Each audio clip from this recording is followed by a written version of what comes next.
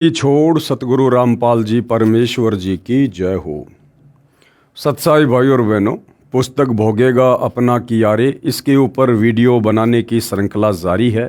और पहले के वीडियो में भाई और बहनों हमने क्रोथा कांड के बाद किस प्रकार से क्रोथा कांड में काल प्रेरणा से प्रत्यक्ष या अप्रत्यक्ष रूप में क्रोथा आश्रम पर हमला करने में, आक्रमण करने में जिन जिन लोगों की भूमिका रही, आगे चलकर किस प्रकार से उनका सर्वनाश हुआ, संत सताने की उनको सज़ा मिली, और भी बहुत सारी जानकारी हमें इस पुस्तक से प्राप्त हुई है जो हमारे विश्वास को दृढ़ करती है।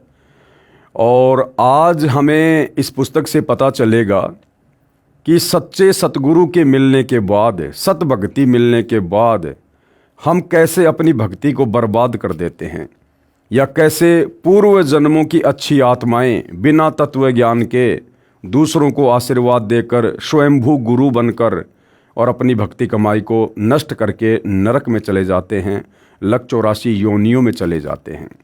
तो अब हम आगे की जानकारी इस पुस्तक से प्राप्त करें, उससे पहले गुरुदेव भगवान का जयकारा लगाते हैं। बंदी छोड़ सतगुरु रामपाल जी भगवान की जय हो।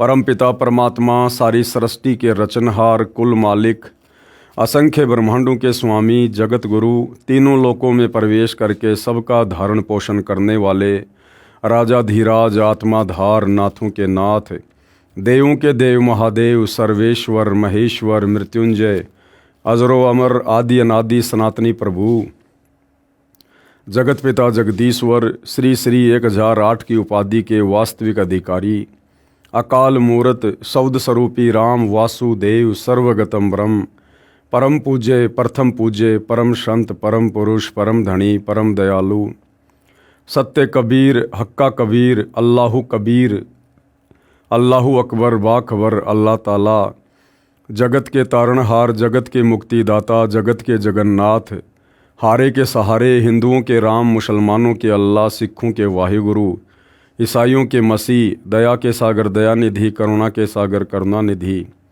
स्वयंभू परिभू, संकट मोचन, कष्ट हरण, मंगल करण, दुख भंजन, अविगत कबीर, निर्विकार निर्विषम परमात्मा, अलय अलेख सतगुरु, आदि अनादि सतगुरु, असली मर्यादा पुरुषोत्तम, असली राम, असली कृष्ण, असली घनश्याम, असली मुरारी, राजाओं के राजा, महाराजाओं के महाराजा, शहंशाहों के शहंशाह, सम्राटों के सम्राट, भगवानों के भगवान, अल्लाहों के अल्लाह, प्रभुओं के प्रभु, मसीहाओं के मसीह, सच्चे वाहिगुरु, बाबाओं के बाबा, पीरों के पीर, सेठों के सेठ, जगत सेठ, सावड़सा सेठ, सर्वगुण संपन्न, अनंत कोटि कलाओं के स्वामी, अनंत कोटि ब्रह्मांडों के नायक, योगियों में महायोगी, ध्यानियों में महाध्यानी, सिद्धों में परम सिद्ध, ज्ञानियों में तत्व ज्ञानी, ब्रह्म ज्ञानी, महाज्ञानी, परम ज्ञानी, सर्वश्रेष्ठ ज्ञानी, विज्ञानी, युवा कबीर, समरथ कबीर, असमवात, अमित ओजा, सच्चे रहनुमा, करीम अल्लाह, सुबहान अल्लाह,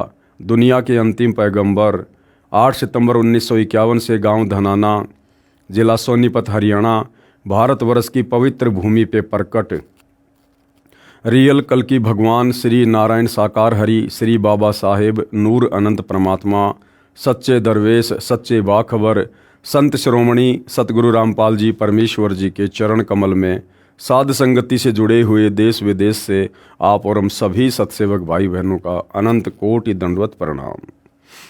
तो चलते हैं पुस्तक भोगेगा अपना कियारे में आगे। भक्ति नाश का मुख्य कारण क्या है? संत रामपाल जी महाराज अपने अमृत वचनों में कहते हैं कि जो भी व्यक्ति स्वयंभू गुरु बनकर सुप्रसिद्ध हुए हैं, देखो भाई और बहनों, कबीर परमात्मा तो स्वयंभू होते ही होते हैं, उनके अलावा सृष्टि में दूसरा कोई स्वयंभू नहीं है। यानी परमात्मा परिभू हैं, जो सबसे पहले जो प्रकट हुए हैं, उत्पन्न हुए हैं, उनके कोई माता पिता नहीं हैं, उनके कोई जनक नहीं हैं। तो सृष्टि में केवल एक ही परिभू है, एक ही स्वयंभू है, कबीर परमात्मा। उसके अलावा काल प्रेरणा से जितनी भी आत्माओं ने स्वयं को स्वयंभू गुरु घोषित किया है, यानी मनमुखी गुरु घोषित किया है और शिष्य बनाने शुरू किए, पंथ चलाए, तो उन्होंने केवल अपनी भक्ति का सत्यानाश किया है। तो कबीर परमेश्वर के अलावा दूसरा सृष्टि में कोई भी स्वयंभू गुरु नहीं हो सकता, और जो स्वयंभू गुरु बनता है वो अपनी भक्ति का नाश करता है। ये पूर्व जन्मों की पुण्यात्माएं हैं, जिस प्रकार से उनके पुण्य धन से, पूर्व जन्म की भक्ति धन से अनुयायियों को कुछ भौतिक लाभ प्राप्त हो जाते हैं।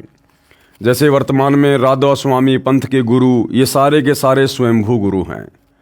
निरंकारी पंथ के गुरु, धन धन सतगुरु पंथ के गुरु, जय गुरुदेव पंथ के गुरु, हंसा देश पंथ के गुरु, ये सारे के सारे अनधिकारी होते हुए भी स्वयंभू गुरु बनकर बैठे हुए हैं।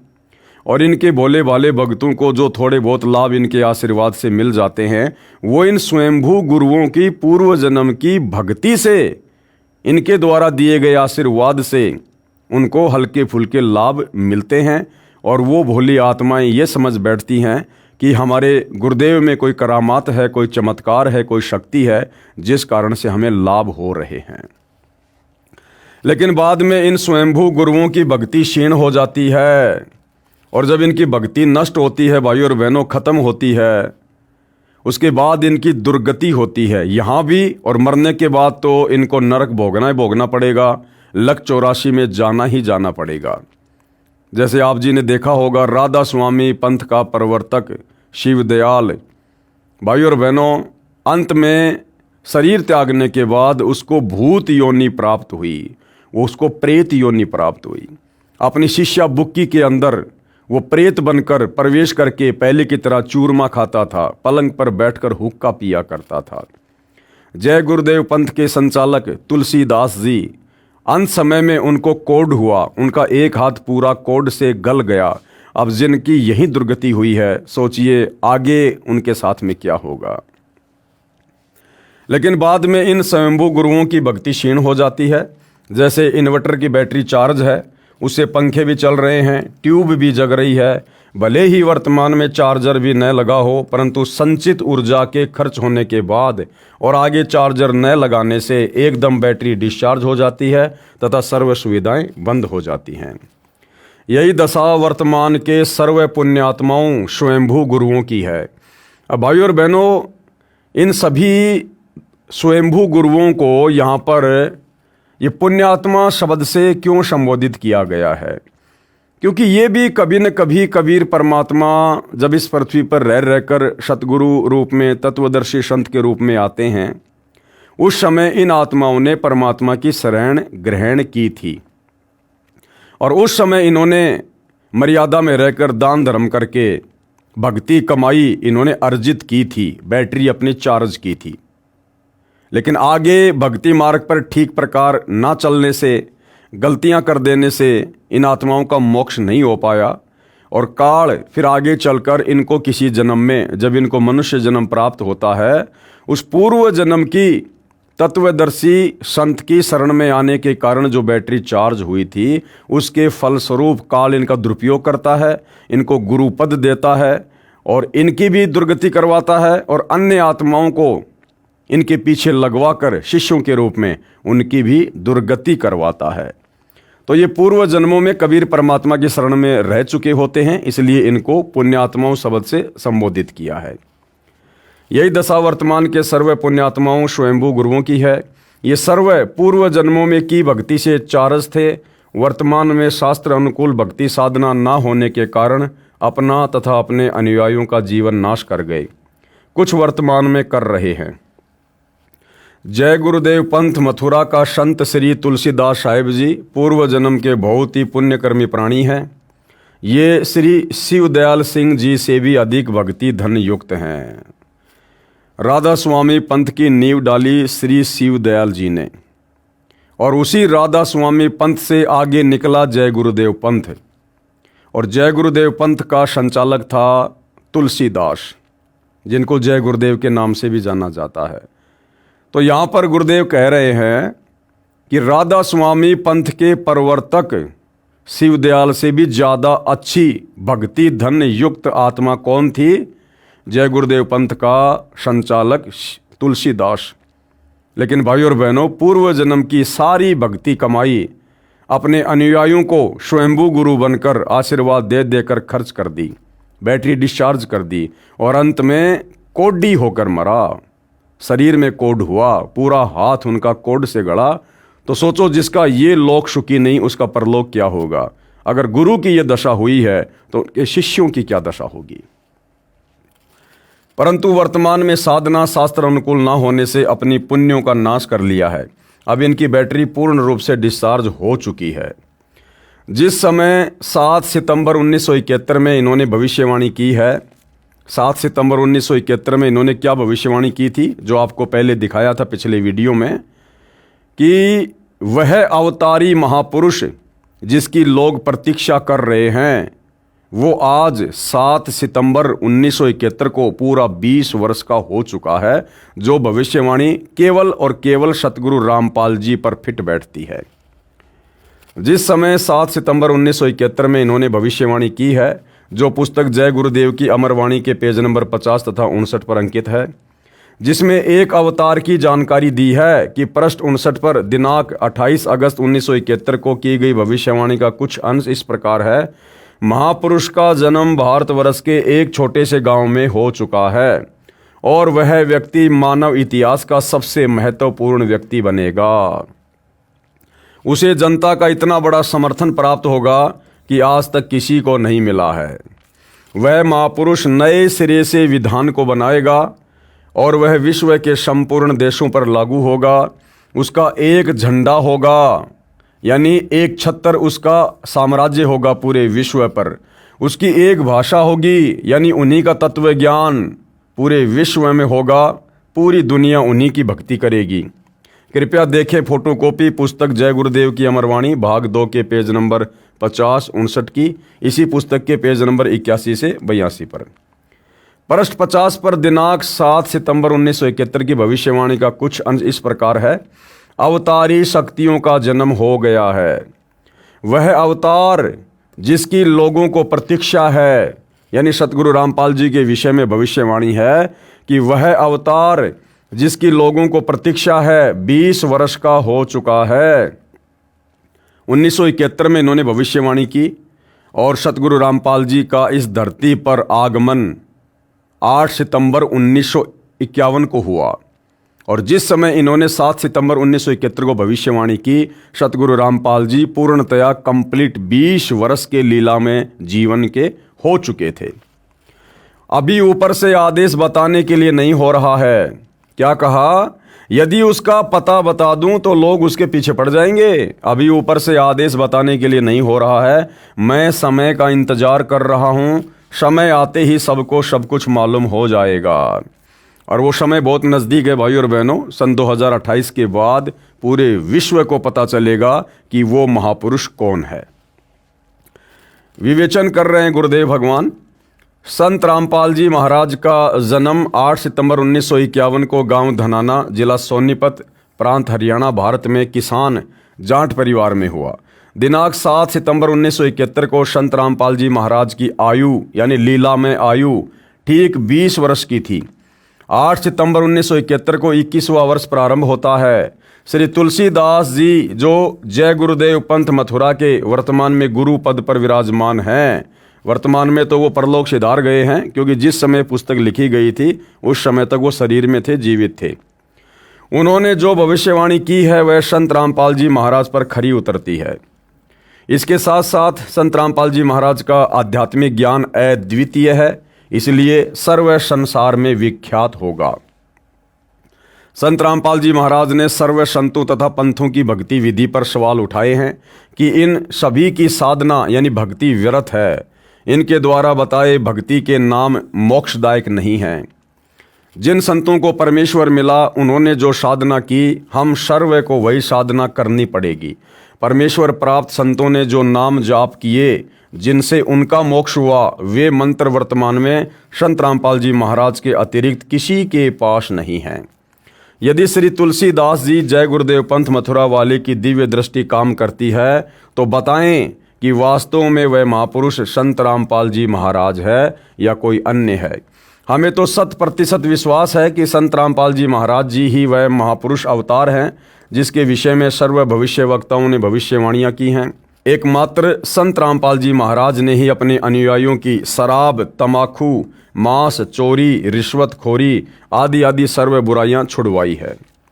श्री तुलसीदास साहिब जी मथुरा में जय गुरुदेव पंथ के वर्तमान प्रमुख ने तथा अन्य भविष्य वक्ताओं ने केवल इतना कार्य किया है, जैसे खगोल भूगोल का ज्ञाता ये बताए कि कल सूर्य 6:45 पर उदय होगा। सूर्य को तो उदय होना ही था, चाहे कोई बताए या ना बताए। सूर्य उदय हो चुका हो, सामने धुंध के बादल छाए हों, कोई व्यक्ति बच्चों को बताए कि सूर्य उदय हो चुका है, समय आने पर दिखाई देगा। सूर्य कहाँ पर है ये बताने में असमर्थ व्यक्ति कहता है कि जब धुंध के बादल हट जाएंगे अपने आप सूर्य दिखाई देगा।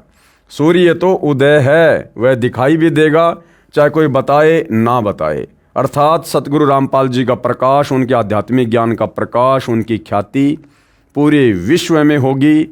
उसके लिए चाहे कोई भविष्यवाणी करे या ना करे, जो समय उन्होंने स्वयं निर्धारित किया हुआ है, समय पर वो सर्व कार्य जो है बिल्कुल परफेक्ट तरीके से होंगे। वह दिखाई भी देगा, चाहे कोई बताए ना बताए। ऐसी भविष्यवाणी श्री तुलसीदास साहिब मथुरा में जय गुरुदेव पंथ के वर्तमान मुखिया की है। अब सूर्य उदय हो चुका है। यदि तुलसीदास जी आंखें, दिव्य दृष्टि अब भी काम कर रही है तो बताएं कि सूर्य अर्थात वह अवतार महापुरुष कहाँ पर है। यदि श्री तुलसीदास साहिब ये बताने में असमर्थ हैं कि वह अवतारी पुरुष कौन है, तो उनकी पूर्व जन्म की भक्ति शक्ति पूर्ण रूप से क्षीण हो चुकी है। दूसरा कारण देखो भाइयों और बहनों, क्योंकि परमात्मा की बहुत बड़ी एक रजा होती है। दूसरी बात, परमात्मा ने तुलसीदास जी से ये पूर्णतया खुलासा भी नहीं करवाना था कि भाई वो संत वर्तमान में कौन है, क्योंकि भाइयों और बहनों ये ज्ञान मार्ग है। श्रद्धालु बड़े भोले होते हैं, आत्म कल्याण के लिए जुड़े होते हैं, और जय गुरुदेव पंथ में करोड़ों की संख्या में लोग हैं। अगर तुलसीदास जी ये बता देते कि भाई वो महापुरुष संत रामपाल जी है जो शतलोक आश्रम बरवाला में बैठा है, वहाँ चले जाओ और अपनी आत्मा का कल्याण करवाओ। भाइयों और बहनों, करोड़ों की संख्या में लोग जय गुरुदेव पंथ को छोड़ छोड़ कर शतलोक आश्रम बरवाला में आ जाते, और भाइयों और बहनों वो केवल इस आधार से आते कि हमारे गुरु ने कह दिया इसलिए हम यहाँ आ गए हैं, ना कि वो ज्ञान को समझ कर आते। और बिना ज्ञान को समझे भाइयों और बहनों फिर उनकी हालत वही हो जाती जैसा कि बरवाला कांड 2014 के बाद काफ़ी संख्या में भक्तों की हुई। यानी ज्ञान संपूर्ण हुआ नहीं, हृदय नहीं छिदाए, देखा देखी भक्ति का रंग ने ठहराए। तो सतगुरु रामपाल जी को ज्ञानी आत्माओं की आवश्यकता है, जो ज्ञान को आधार बनाकर भक्ति मार्ग से जुड़ें और आगे मर्यादाओं में रहकर भक्ति करें, अपनी आत्मा के कल्याण को लक्ष्य बनाकर चलें। देखा देखी वाली भीड़ की उनको आवश्यकता नहीं है। तो कुछ जगहों पर परमात्मा की भी मर्जी होती है, उनकी मर्जी के हिसाब से सारे कार्य होते हैं। क्योंकि 7 सितंबर 1971 को उनकी दिव्य दृष्टि ने सही कार्य किया था, जिसमें उन्होंने कहा है पुस्तक जय गुरुदेव की अमरवाणी भाग 2 पेज 50 तथा 59 पर कि महापुरुष का जन्म भारतवर्ष के एक छोटे से गांव में हो चुका है। वह व्यक्ति मानव इतिहास का सबसे महत्वपूर्ण व्यक्ति बनेगा। उसे जनता का इतना बड़ा समर्थन प्राप्त होगा कि आज तक किसी को नहीं मिला है। वह महापुरुष नए सिरे से विधान बनाएगा और वह विश्व के संपूर्ण देशों पर लागू होगा। उसका एक झंडा होगा, उसकी एक भाषा होगी। यह विवरण पेज नंबर 59 पर है तथा पृष्ठ 50 पर कहा है कि वह अवतार जिसकी लोग प्रतीक्षा कर रहे हैं 20 वर्ष का हो चुका है। भविष्यवाणी समाप्त। संत रामपाल जी महाराज का जन्म गांव धनाना, जिला सोनीपत, हरियाणा, भारतवर्ष में 8 सितंबर 1951 को एक जाट किसान परिवार में हुआ। जय गुरुदेव पंथ मथुरा के मुखिया श्री तुलसीदास साहिब के अनुसार 7 सितंबर 1971 को संत रामपाल जी महाराज ठीक 20 वर्ष के हुए थे तथा 8 सितंबर से उनके शरीर की आयु का 21वां वर्ष प्रारंभ हुआ था। संत रामपाल जी महाराज अपने प्रवचनों में बार बार प्रार्थना करते हैं कि वर्तमान के सभी गुरुजन कृपया ध्यान दें, आप जी शास्त्र विधि विरुद्ध साधना कर तथा करवा रहे हैं। यानी वर्तमान में सतगुरु रामपाल जी के अलावा किसी भी संत, महंत, मंडलेश्वर, आचार्य, शंकराचार्य के पास में शास्त्र अनुकूल सत साधना नहीं है जिससे जन्म मरण का रोग कटे, जिससे 184 योनियों की कठिनाइयों से जीव बच सके। आप बहुत बड़े मानव समाज के जीवन के नाशक बन रहे हो। कौन? ये नकली स्वयंभू गुरु। आप भी तथा आपके अनुयायी अपना अनमोल मानव जीवन नष्ट कर रहे हैं। सर्व वर्तमान के गुरुजन महापाप के भागी बन रहे हो। आप जी को पाप के भार से मुक्त होने का रास्ता भी संत रामपाल जी महाराज जी ही बताते हैं कि आप संत रामपाल जी महाराज जी के द्वारा बताए आध्यात्मिक ज्ञान को गहराई से जानो। फिर अपने शिष्यों से कह दो कि हमने आप जी को जो भक्ति दिशा दी है वह अधूरी है। हमारा उद्देश्य तो था कि आपको मुक्ति दिलाएं, परंतु हमें तत्व ज्ञान नहीं था। अब सर्व भगत संत रामपाल जी महाराज के पास जाओ तथा दीक्षा ग्रहण करो। इस प्रकार कहने से वो संत जन भार मुक्त हो जाते हैं।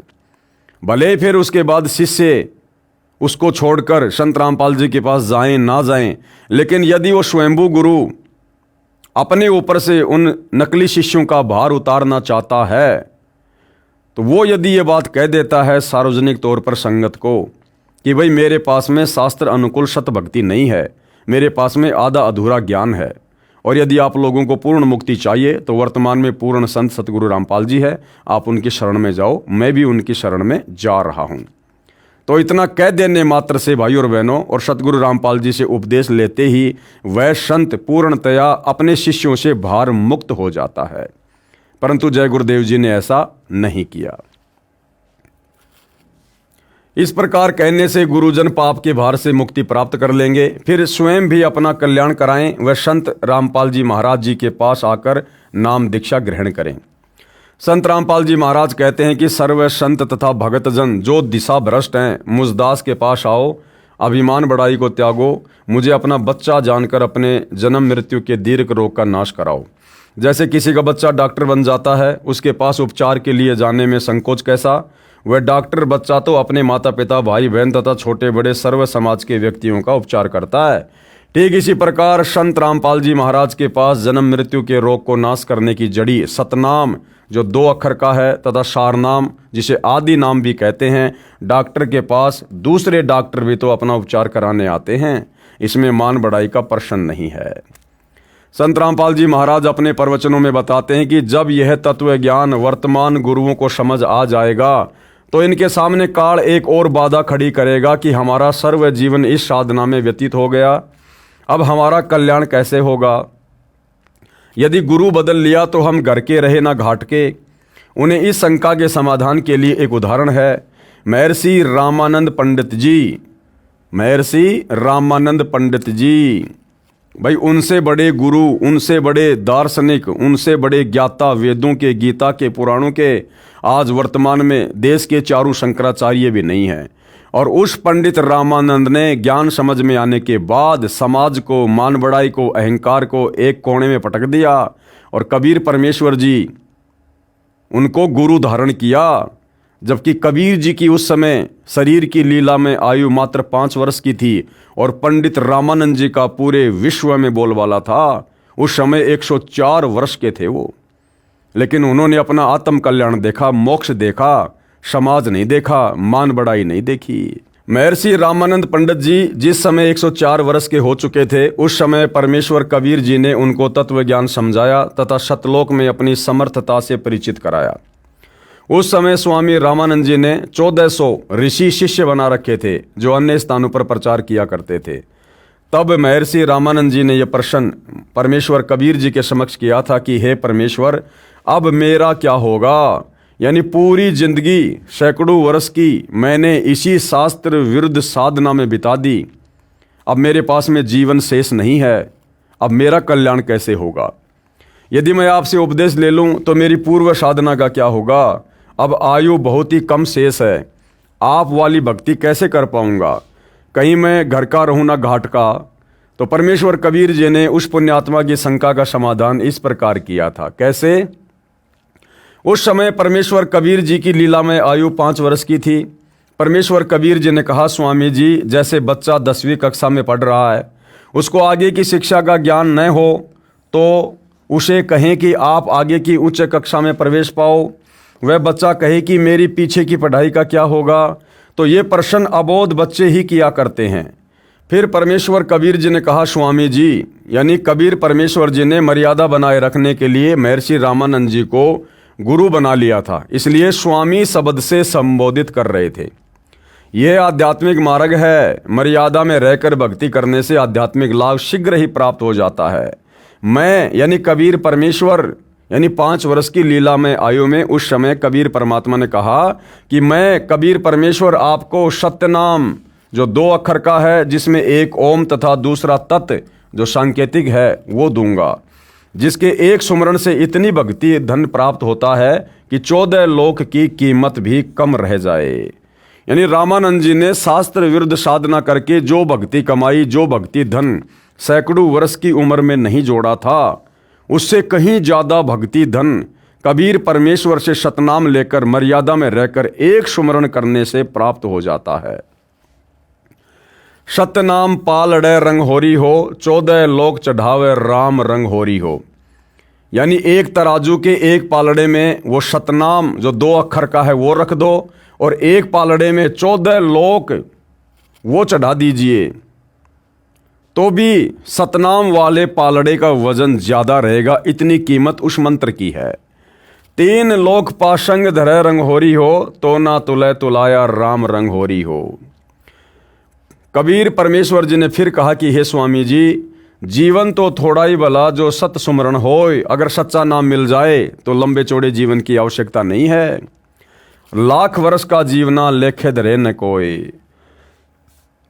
इस सतनाम तथा सारनाम यानी आदि नाम के जाप को श्रद्धा से करने से शीघ्र ही मोक्ष लाभ हो जाता है। इस मंत्र के बिना चाहे लाख वर्ष की गलत साधना करते रहो, कोई लाभ नहीं है। और दूसरा उदाहरण क्या दिया, यदि कोई व्यक्ति यात्रा कर रहा है, उसने दिल्ली से बरवाला जिला हिसार हरियाणा में आना है, वह जा रहा है दिल्ली से आगरा की ओर तथा जा चुका है 200 किलोमीटर। वहाँ कोई उसे कहे कि आपकी दिशा ठीक नहीं है, आप विपरीत मार्ग पर जा रहे हो, उस यात्री को विचार करना चाहिए कि सामने वाले व्यक्ति ने ऐसा क्यों कहा। यदि आपको विश्वास नहीं आया हो तो मानचित्र देखना चाहिए। सर्व जांच करने के पश्चात यात्री को पता चला कि वास्तव में मेरा मार्ग गलत है। फिर वह यात्री ये कहे कि मैंने इतना रास्ता 200 किलोमीटर तय कर लिया, इसको कैसे छोड़ूं, इतना समय लगा दिया, इसका क्या बनेगा। क्या बुद्धिमान व्यक्ति यह प्रश्न करेगा? नहीं, वह यात्री उस व्यक्ति का धन्यवाद करेगा जिसने सावधान किया तथा सही मार्ग बताया। उपरोक्त प्रथम उदाहरण में स्वामी रामानंद जी वेदों तथा श्रीमद् भगवद गीता व पुराणों को आधार मानकर साधना कर रहे थे। वे 10वीं कक्षा तक की शिक्षा ग्रहण कर रहे थे तथा कई जन्मों से उसी कक्षा में ही पास फेल हो रहे थे। उनके लिए कहा गया है कि उन्हें आगे की शिक्षा ग्रहण करने के लिए पूर्व विद्यालय तथा पूर्व गुरु त्यागने होंगे तथा आगे की शिक्षा परमेश्वर कबीर जी सत्य पुरुष ने स्वयं तत्वदर्शी संत के रूप में आकर बताई है, जो जन्म मरण से पूर्ण मुक्ति दिलाती है, जो महर्षि रामानंद जी ने सहर्ष स्वीकार की। दूसरा उदाहरण राधा स्वामी पंथ तथा उनकी शाखाओं जय गुरुदेव पंथ मथुरा, धन धन सतगुरु, सच्चा सौदा सिरसा, जगमाल वाली तथा गंगवा हिसार के पास, श्री तारा चंद जी दिनोद भिवानी के पास, श्री कृपाल सिंह वाला राधा स्वामी पंथ तथा ठाकुर सिंह वाला पंथ तथा निरंकारी पंथ, हंसादेश पंथ आदि पर खरा उतरता है। इन पंथों का मार्ग न तो परमेश्वर कबीर जी के अनुसार सतलोक प्राप्ति का है, न ही ब्रह्मा विष्णु तथा शिव जी आदि देवताओं व ब्रह्म यानी क्षर पुरुष वाला है, जो 10वीं तक की शिक्षा है। इसलिए इनका मार्ग विपरीत होने से लाभदायक नहीं है। भाई पंडित रामानंद जी 650 साल पहले कम से कम विष्णु लोक की सही दिशा वाली भक्ति तो कर रहा था। वो वेदों के अनुसार तो साधना कर रहा था, वो भूत पूजा तो नहीं करता था, कर्म कांड तो नहीं करता था। लेकिन वर्तमान के जितने भी संत और पंथ हैं, ये तो ब्रह्मा विष्णु महेश तक की भक्ति भी ढंग से नहीं कर रहे और ना इस काल की इस ब्रह्म की भक्ति ढंग से कर रहे। इनके तो टोटल भक्ति विधि शास्त्रों के विपरीत है। इन सब से निवेदन है कि कृपया पुनर्विचार करें तथा सतलोक आश्रम बरवाला जिला हिसार हरियाणा में पहुंचकर जगत गुरु तत्वदर्शी संत रामपाल जी महाराज से दीक्षा स्वयं भी लें तथा अपने शिष्यों को भी आदेश दें कि आप सभी भक्तजन सतलोक आश्रम बरवाला में जाकर यथार्थ भक्ति मार्ग ग्रहण करें। इस प्रकार करने से वे गुरुजन तो शास्त्र विरुद्ध साधना कर तथा करा रहे हैं, महापाप से बच जाएंगे। उन शिष्यों का भार उन गुरुओं के सिर से उतर जाएगा। दूसरा कोई तरीका संसार में नहीं है। मानव जीवन बहुत अनमोल है, इसको नष्ट करना तथा कराना महा अपराध है। कबीर परमेश्वर जी ने कहा है कि संखों गुरु गरद में मिल गए, चेलों को कहाँ ठिकाना, और झूठे गुरुओं बात बिगाड़ी, काल जाल नहीं जाना। बात कहत है पार जान की, खड़े वार के वार, ना गुरु पूरा ना सतनाम उपासना, कैसे प्राण निस्तार है। शास्त्रों के आधार से पूर्ण संत तारणहार की पहचान। अब सच्चे तारणहार, सच्चे मुक्तिदाता, सच्चे सतगुरु की शास्त्रों के अनुसार क्या पहचान है, ताकि हमें विश्वास हो कि हाँ, सतगुरु रामपाल जी वर्तमान में धरती पर पूर्ण तारणहार हैं, मुक्तिदाता हैं, तत्वदर्शी संत हैं।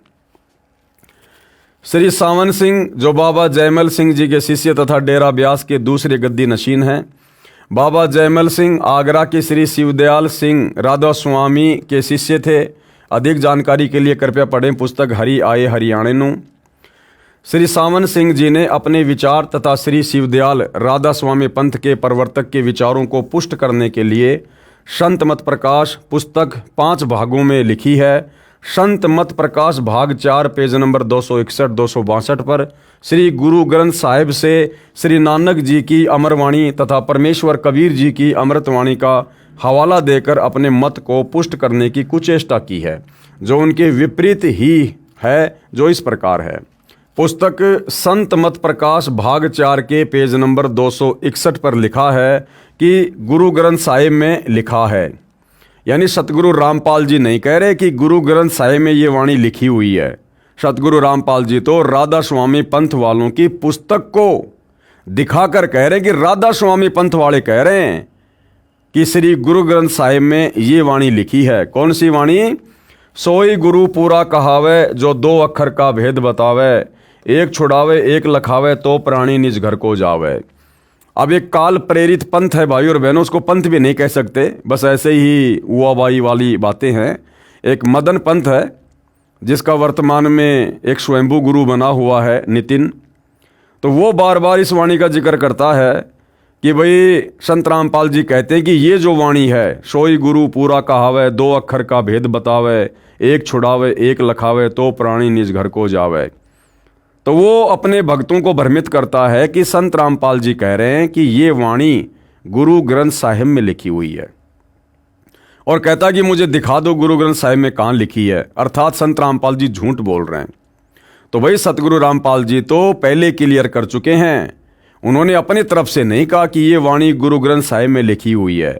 संत रामपाल जी तो ये कह रहे हैं कि राधा स्वामी पंथ के गुरुओं ने अपनी पुस्तकों में, यानी संत मत प्रकाश भाग 4 में, और पेज नंबर भी लिख के बता दिया 261 पर, उन गुरुओं ने लिखा है कि ये वाणी गुरु ग्रंथ साहिब में लिखी हुई है, ना कि सतगुरु रामपाल जी कह रहे हैं कि सोई गुरु पूरा कहावे, जो 2 अक्षर का भेद बतावे, एक छुड़ावे एक लखावे, तो प्राणी निज घर को पावे। जे तू पढ़्या पंडित बिन 2 अक्षर बिन 2 नावा, प्रणवत नानक एक लंगाए, जेकर सच समावा।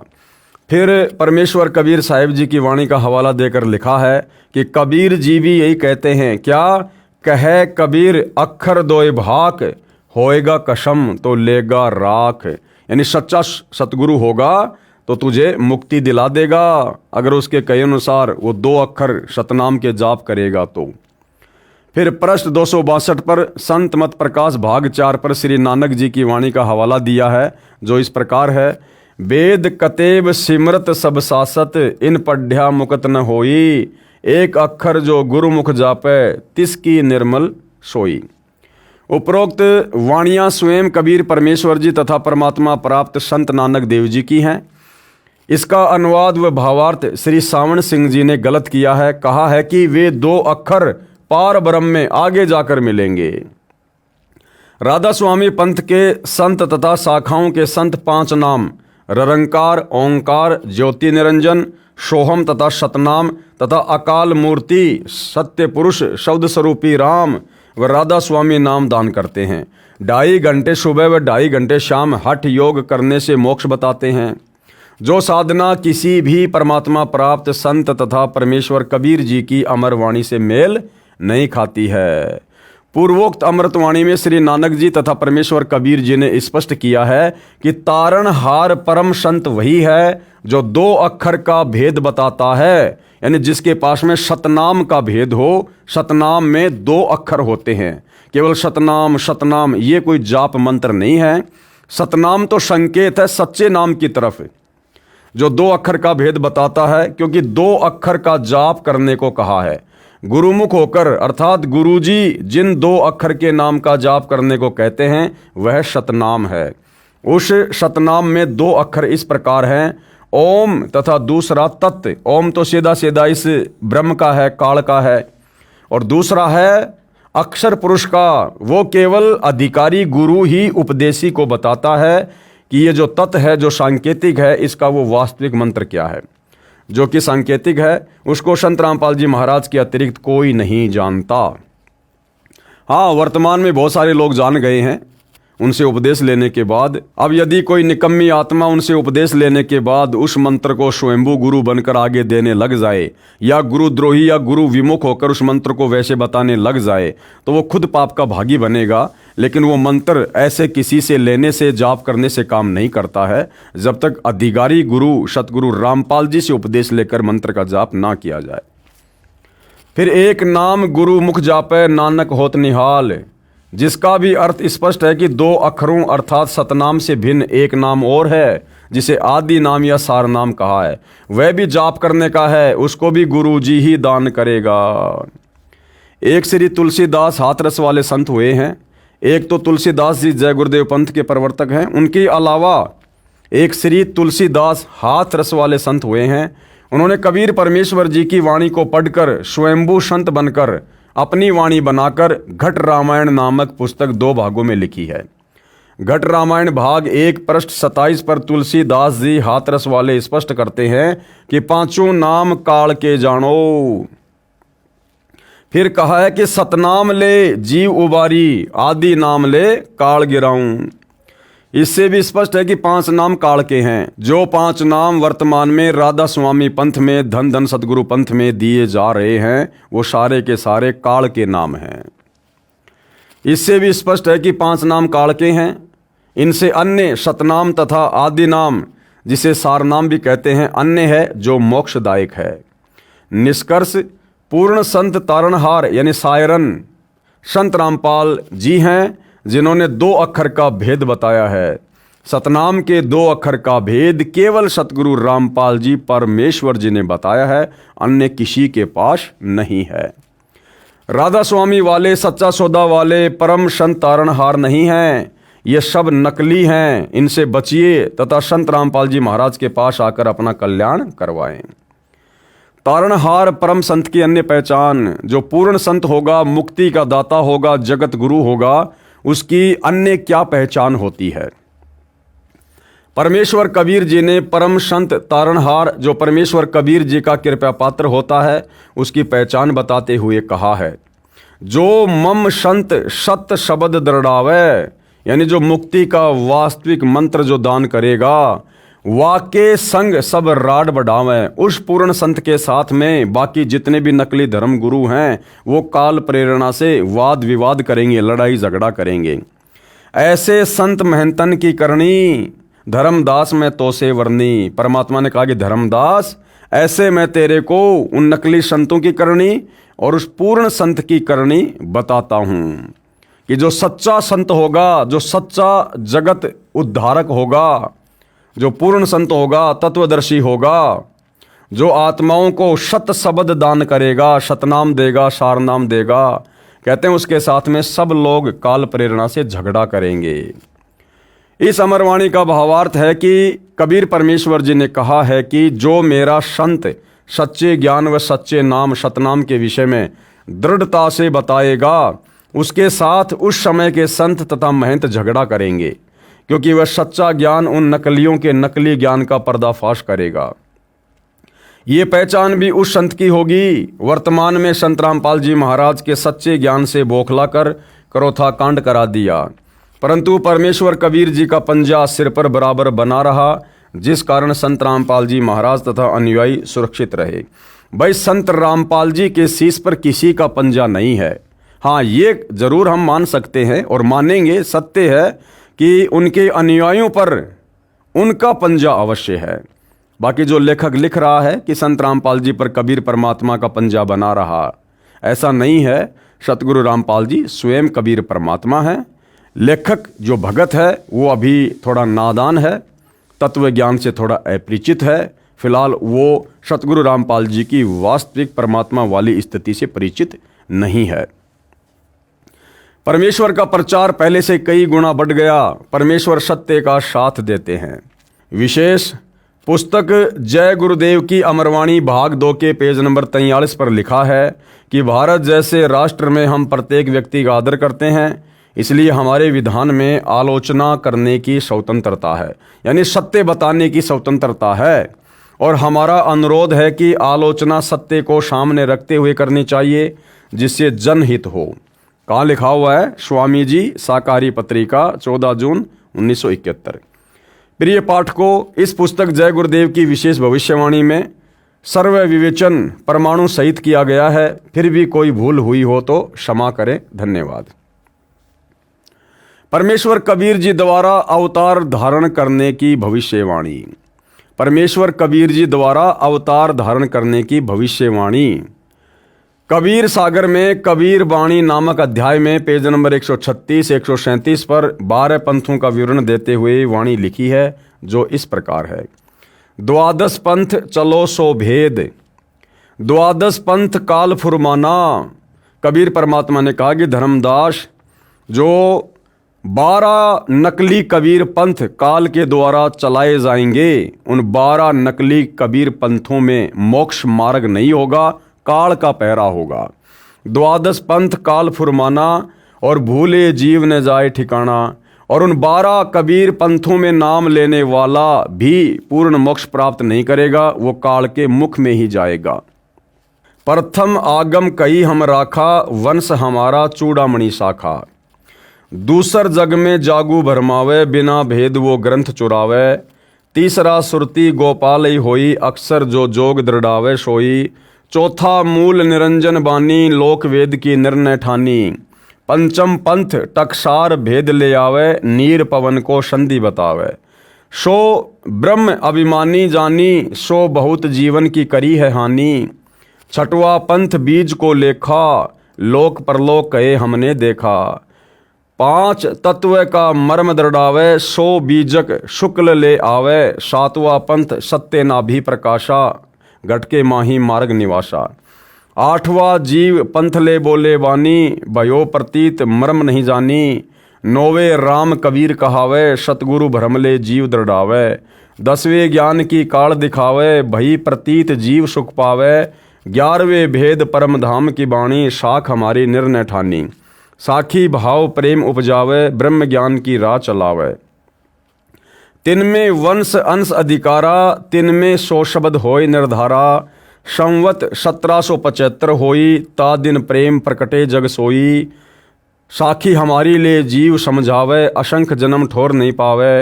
12वें पंथ प्रकट है बाणी, शब्द हमारे की निर्णय ठानी। अस्थिर गरम का मरम न पावे, ये 12 पंथ हम ही को ध्यावें। 12वें पंथ हम ही चल आवें। फिर कबीर परमात्मा ने क्या कहा कि आगे चलकर उस 12वें पंथ में मैं कबीर खुद ही आऊँगा। 12वें पंथ हम ही चल आवें, सब पंथ मेट एक ही पंथ चलावें। उपरोक्त वाणी में 12 पंथों का विवरण किया है तथा लिखा है कि संवत 1775 में प्रभु का प्रेम प्रकट होगा तथा हमारी वाणी प्रकट होवेगी। संत गरीबदास जी महाराज छुडानी हरियाणा वाले का जन्म 1774 में बैसाख पूर्णमासी को हुआ है। उनको प्रभु कबीर 1784 में मिले थे। यहाँ पर इसी का वर्णन है तथा संवत 1775 के स्थान पर 1774 होना चाहिए, गलती से 1775 लिखा है। दूसरा कारण यह भी हो सकता है कि भारतीय वर्ष चैत्र मास से प्रारंभ होता है। संत गरीबदास जी का जन्म बैसाख मास में हुआ, जो चैत्र के बाद प्रारंभ होता है। कई बार 2 चैत्र मास भी बनाए जाते हैं। उस समय शिक्षा का अति अभाव था। प्रत्येक गांव में एक ही तिथि बताने वाला होता था, वह भी अशिक्षित ही होता था। आसपास के शहर या गांव से तिथि किसी अन्य ब्राह्मण से पता करके फिर गांव में सबको बताता था। इस प्रकार से भी संवत 1774 के स्थान पर संवत 1775 लिखा गया हो, वास्तव में यह संकेत गरीबदास जी के विषय में ही है। भावार्थ ये है कि कबीर परमात्मा ने गरीबदास जी का ज्ञान योग खोलकर उनके द्वारा अपना तत्व ज्ञान स्वयं ही प्रकट किया, जो शत ग्रंथ साहिब रूप में लिपिबद्ध है। कारण ये था कि कबीर वाणी में नकली कबीर पंथियों ने मिलावट कर रखी थी, इसलिए परमेश्वर कबीर की महिमा का ज्ञान पुनः प्रकट कराया। फिर भी तत्व भेद यानी सार ज्ञान गुप्त ही रखा। जो अब प्रकट हो रहा है वो सार ज्ञान, वो तत्व ज्ञान, वो गुप्त भेद केवल सतगुरु रामपाल जी के पास है। इस कारण गरीबदास जी के पंथ में तत्व ज्ञान नहीं है, जिस कारण से वे गरीबदास साहिब की वाणी का विपरीत अर्थ लगाकर जन्म व्यर्थ कर रहे, उन्हें असंख्य जन्म भी ठोर नहीं है। अर्थात वे मोक्ष प्राप्त नहीं कर सकते। केवल एक संत शीतल दास जी वाली प्रणाली में संत रामपाल जी महाराज तक एक ही संत पार होता आया है, जो एक संत सार नाम प्राप्त करके केवल एक को आगे बताकर गुप्त रखने की कसम दिलाता था। वह भी आगे केवल एक शिष्य को बताकर गुप्त रखता था। समय आने पर परमेश्वर कबीर जी के संकेत से ही आगे शिष्य को आज्ञा देता था। इस प्रकार संत रामपाल जी महाराज तक ये सार ज्ञान कड़ी से जुड़ा हुआ पहुंचा है। अब ये सर्व अधिकारी श्रद्धालु भक्तों को देने का आदेश प्रभु कबीर जी का है। इसलिए कहा है कि 12वां पंथ जो गरीबदास जी का चलेगा, ये पंथ हमारी साखी लेकर यानी वाणियों को लेकर जीव को समझाएंगे, परंतु वास्तविक मंत्र से अपरिचित होने के कारण, सार नाम और सार शब्द से अपरिचित होने के कारण गरीबदास पंथ के भगत असंख्य जन्म तक सतलोक नहीं जा सकेंगे। उपरोक्त 12 पंथ हमको ही प्रमाण करके भक्ति करेंगे, परंतु स्थायी स्थान सतलोक प्राप्त नहीं कर सकते। 12वें पंथ गरीबदास वाले पंथ में आगे चलकर हम कौन, कबीर जी स्वयं ही आएंगे। यानी गरीबदास जी के 12वें पंथ में आगे चलकर कबीर परमात्मा जी ने स्वयं ही धरती पर प्रकट होना था, और कबीर परमात्मा स्वयं धरती पर प्रकट हो चुके हैं। 8 सितंबर 1951 को संत रामपाल जी के नाम से धरती पर प्रकट हुए, लीला में जीवन जिया, और समय आने पर 17 फरवरी 1988 को आदरणीय राम देवानंद जी को अपना मुंह बोला गुरु धारण करके संत रामपाल जी ने गरीबदास जी के 12वें पंथ में प्रवेश किया कि 12वें पंथ हम ही चलावें और सब पंथों को मिटाकर एक पंथ चलावें। और सन 1994 से सतगुरु रामपाल जी ने दीक्षा देना प्रारंभ किया, अर्थात 1994 से अपना 13वां यथार्थ कबीर पंथ शुरू किया। वाणी क्या कह रही है भाई और बहनों यहाँ पर कि 12वें पंथ गरीबदास वाले पंथ में आगे चलकर हम यानी कबीर जी स्वयं ही आएंगे। अब भाई और बहनों, कबीर जी उनकी मौज जरूरी नहीं है कि वो सर पर टोपी लगाकर चेहरे पर दाढ़ी मूंछ लगाकर ही आएंगे, जैसा अभिनय उन्होंने 650 साल पहले किया था। वर्तमान में संत रामपाल जी के नाम से और अपने वास्तविक कबीर रूप में धरती पर प्रकट हैं और अपना यथार्थ 13वां पंथ शुरू कर चुके हैं।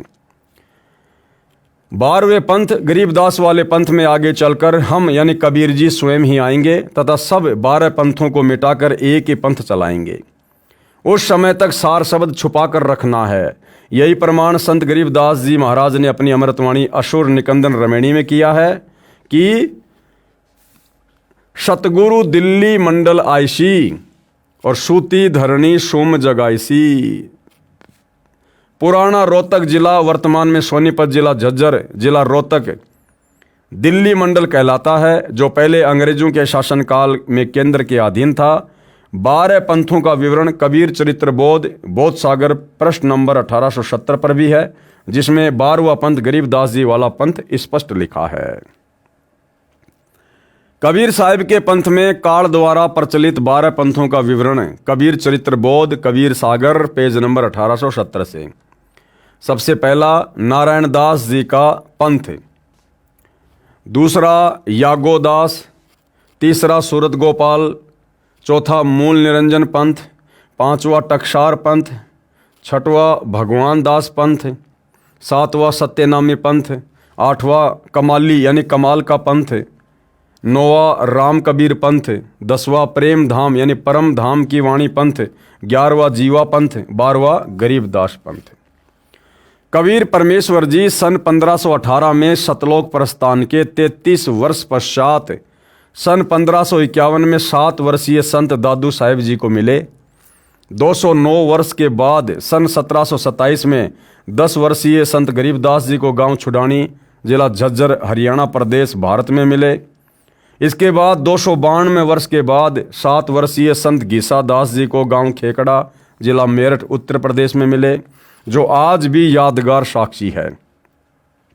तथा उपरोक्त संतों द्वारा लिखी अमृतवाणी साक्षी रूप हल्फिया बयान एफिडेविट है कि परमेश्वर कबीर जी काशी वाले जुलाहा धाणक ने स्वयं साक्षात दर्शन दिए तथा अपने सतलोक के भी दर्शन करवाकर अपनी समर्थता का प्रमाण दिया।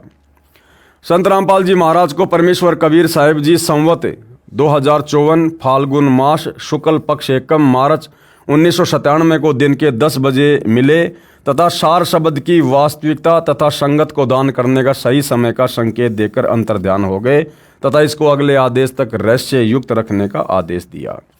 अब भाइयों और बहनों, इस गूढ़ रहस्य को समझने में आपको थोड़ा सा समय लगेगा। जब आप सतगुरु रामपाल जी से उपदेश लेकर उनके द्वारा दी गई भक्ति करेंगे, ज्ञान को अच्छे से समझेंगे, तब आपको ये गूढ़ रहस्य समझ में आएगा कि सन 1997 में संत रामपाल जी को सतलोक से चलकर कोई अन्य कबीर जी मिले थे या नहीं मिले थे, क्योंकि संत रामपाल जी तो स्वयं ही कबीर जी हैं। भला कबीर को दूसरा कबीर कौन मिलेगा? तो ये रहस्य आपको फिर आगे चलकर समझ में आएगा। परमेश्वर कबीर जी द्वारा अवतार धारण करने की भविष्यवाणी, फोटो कॉपी कबीर सागर कबीर वाणी बोध सागर पेज नंबर 134 की। इसमें 12 जो पंथ हैं उन पंथों का वर्णन है। साखी वन स्थापे सो सार है, जो गुरु दिडके देही सांचे दाव बताव ही जीव अपन कर ले ही। धर्मदास उवाच, धर्मदास बिनती अनुसारी साहब विनती सुनो हमारी, पंथ पंक्ति कैसे नीर बहाई सो गुरु साचे दया कराई। सतगुरु उवाच, धर्मदास मैं कहूँ समझाई, हम ही तुम ही कैसे बन आई, ऐसे नाद मिले बिंद को जाई, तभी हंस पहुँचे वह ठाई। अंश होई है उनके कड़िहारा, तिनकी छाप चले संसारा, कोटिन योग युक्ति धरि धावे, बिना बिंद नहीं घर को पावे। हम बूंद तुम नाम प्रमाणा, नारायण नाम नहीं ठिकाना। वंश विरोध चली है पुनि आगे, काल दगा सब पंथ ही लागे। वंश प्रकार, ये सारे जो 12 जो पंथ हैं उन सब के नाम हैं। इस फोटोकॉपी में 13 वंशों का विवरण है, जिसमें 12 तो वही हैं जो 12 पंथों के मुखिया थे, जिनमें काल का दाव लगा रहा। 13वां वंश संत रामपाल जी महाराज जी हैं, जिनसे अध्यात्म का सर्व अज्ञान और अंधकार नाश कर दिया गया है। फोटोकॉपी कबीर सागर कबीर वाणी बोध सागर पेज नंबर 136 की। कबीर वाणी, द्वादश पंथ चलो सो भेद, द्वादश पंथ काल फुरमाना, भूले जीव ने जाए ठिकाना, ताते आगम कई हम राखा, वंश हमारा चूड़ामणि शाखा। प्रथम जग में जागू भरमावे, बिना भेद वो ग्रंथ चुरावे, दूसरी सुरती गोपाल ही होई, अक्सर जो जोग दृढ़ावे सोई। तीसरा मूल निरंजन बानी, लोक वेद की निर्णय ठानी। चौथे पंथ टकसार भेद ले आवे, नीर पवन को संधि बतावे, सो ब्रह्म अभिमानी जानी, सो बहुत जीवन की कर है हानि। पांचों पंथ बीज को लेखा, लोक परलोक कहे हमने देखा, 5 तत्व का मर्म दृढ़ावे, सो बीजक शुकु ले आवे। छठवां पंथ सत्य नामी प्रकाशा, घटके माही मार्ग निवासा। 7वां जीव पंथ ले बोले बानी, भयो प्रतीत मर्म नहीं जानी। 8वें राम कबीर कहावे, सतगुरु भरम ले जीव दृढ़ावे। 9वें ज्ञान की काल दिखावे, भई प्रतीत जीव सुख पावे। 10वें भेद पर धाम की वाणी, साख हमारी निर्णय ठानी। साखी भाव प्रेम उपजावे, ब्रह्म ज्ञान की राह चलावे। 3वें वंश अंश अधिकारा, 3वें सो शब्द होय निर्धारा। संवत 1775 होई, ता दिन प्रेम प्रकटे जग सोई। ये सन 1774 होना चाहिए, ना कि सन 1775। इस फोटोकॉपी में प्रथम जागूदास का पंथ लिया है, यह उचित नहीं है। अब काफ़ी कुछ मिलावट कबीर पंथियों ने कबीर सागर में कर रखी है, इसलिए सतगुरु रामपाल जी ये फोटोकॉपी दिखा रहे हैं कि इस फोटोकॉपी में प्रथम जागूदास का पंथ लिया है। प्रथम जो ये जागूदास पंथ का नाम लिया गया है कि प्रथम जग में जागू भरमावे, तो ये जो प्रथम पंथ है ये जागू नहीं है। प्रथम जो पंथ है वो चूड़ामणि है, क्योंकि कबीर परमात्मा जी ने चूड़ामणि को आगे नाम दीक्षा देने का अधिकार दिया था, आदेश दिया था, और चूड़ामणि जी से ये पंथ फिर आगे विस्तार को प्राप्त हुआ। इस फोटोकॉपी में प्रथम जागूदास का पंथ लिया है, ये उचित नहीं है। प्रथम पंथ चूड़ामणि जी का है और दूसरा जागूदास का है। बहुत सारी जगह कबीर पंथियों ने नारायण दास के पंथ को प्रथम पंथ लिखा है, जबकि वो गलत है, क्योंकि नारायण दास तो काल का दूत घोषित हो चुका था, और नारायण दास के बाद कबीर परमात्मा जी ने धर्मदास जी के घर में एक अपनी विशेष आत्मा मिनी सतलोक से भेजी थी, जिनको चूड़ामणि या मुक्तामणि जी का नाम दिया गया है। उन्हीं के माध्यम से आगे कबीर पंथ शुरू हुआ। फोटोकॉपी कबीर सागर कबीर वाणी बोध सागर पेज नंबर 137 की। यहाँ पर भी वही सारा सब कुछ लिखा हुआ है। आज्ञा रहे ब्रह्म बोध लावे, कोली चमार सबके घर खावे। आज्ञा रहे ब्रह्म बोध लावे, कोली चमार सबके घर खावे। साखी हमारी ले जीव समझावे, असंख्य जन्म ठोर ना पावे। ये गरीबदास जी के 12वें पंथ के विषय में है कि उस पंथ में कोई जात पात किसी भी प्रकार की नहीं होगी। आदरणीय जो गरीबदास जी थे उनके शिष्य चमार जाति के भी थे, धानक जाति के भी थे, उच्च जाति के भी थे। वो सबके घर पर जाते थे, सत्संग करते थे, भोजन भंडारा खाते थे। साखी हमारी ले जीव समझावे, असंख्य जन्म ठोर ना पावे। 12वें पंथ प्रकट है वाणी, शब्द हमारे के निर्णय ठानी। अस्थिर घर का मरम न पावे, ये 12 पंथ हम ही को ध्यावें, और 12वें पंथ हम ही चल आवें। कबीर जी कह रहे हैं फिर आगे चलकर 12वें पंथ में मैं स्वयं ही आऊँगा और सब पंथों को मिटाकर एक पंथ चलाऊँगा। यानी 13वें पंथ की शुरुआत करके सत ज्ञान दे के प्रमाण दिखा के, और कबीर जी के नाम से काल ने जो 12 पंथ चलाए थे उनके अज्ञान का पर्दाफाश किया जाएगा, और अपने अन्य दूतों के माध्यम से काल ने जो और भी बहुत सारे पंथ चलवा रखे हैं, राधा स्वामी पंथ, धन धन सतगुरु पंथ, जय गुरुदेव पंथ, आपका हंसा देश पंथ, निरंकारी पंथ और दुनिया भर के पंथ, इन सब का भी पर्दाफाश किया जाएगा। तो निसंदेह भाई और बहनों, वर्तमान में सतगुरु रामपाल जी ने सन 1994 से अपने यथार्थ 13वें कबीर पंथ की शुरुआत करके इन सभी संतों और पंथों की असलियत, इनका अज्ञान, इनका पाखंड, इनकी शास्त्र विरुद्ध साधना जनमानस के सामने सत्संगों के माध्यम से, पुस्तकों के माध्यम से रख दी है। आगे चलते हैं। इस फोटोकॉपी में लिखा है कि कबीर परमेश्वर ने कहा था कि 12वें पंथ गरीबदास वाले पंथ में आगे चलकर हम ही आएंगे, यानी कबीर जी ने ही आना है, और कबीर जी आ चुके हैं। अब वे नहीं कहेंगे कि मैं कबीर हूँ, सतगुरु रामपाल जी नहीं कहेंगे कि मैं ही कबीर हूँ। इस बात को समझने के लिए उन्होंने हमें तत्व ज्ञान दे दिया। ये वाणियाँ जो स्पष्ट कर रही हैं हमारे सामने लिख दी गई हैं, बोल दी गई हैं। अब आप और हमने स्वयं ही विचार करना पड़ेगा, विश्वास करना पड़ेगा कि सतगुरु रामपाल जी स्वयं कबीर जी हैं। ये कबीर जी के द्वारा भेजे गए कोई संदेशवाहक नहीं है, ये स्वयं ही सारी सृष्टि के मालिक हैं। आगे चलकर हम ही आएंगे, सब पंथ मिटाकर एक पंथ चलाएंगे। सब पंथ मिटाने का मतलब है सबके अज्ञान को सार्वजनिक किया जाएगा। तो जनता स्वयं निर्णय कर लेगी, क्योंकि जनता शिक्षित होगी, शास्त्र हमारे सामने होंगे, दिखाने वाले सतगुरु रामपाल जी होंगे। तो जानवर तो हम हैं नहीं, मनुष्य शरीर प्राप्त है, हम निर्णय कर लेंगे कि किसका ज्ञान सही और किसका ज्ञान गलत। तो ज्ञान से सब लोग समझ जाएंगे और सतगुरु रामपाल जी की शरण ग्रहण कर लेंगे, और उन 12 पंथों का धीरे धीरे धीरे धीरे नाश हो जाएगा। सब पंथ मिटाकर एक पंथ चलाएंगे। परमेश्वर कबीर जी के प्रतिनिधि संत रामपाल जी हैं। ये लेखक की अपनी ज्ञानहीनता है, उन्होंने सतगुरु रामपाल जी को अभी जाना नहीं, अभी पहचाना नहीं, जिस कारण से वे बार बार संत रामपाल जी को कबीर जी के प्रतिनिधि के रूप में पेश कर रहे हैं।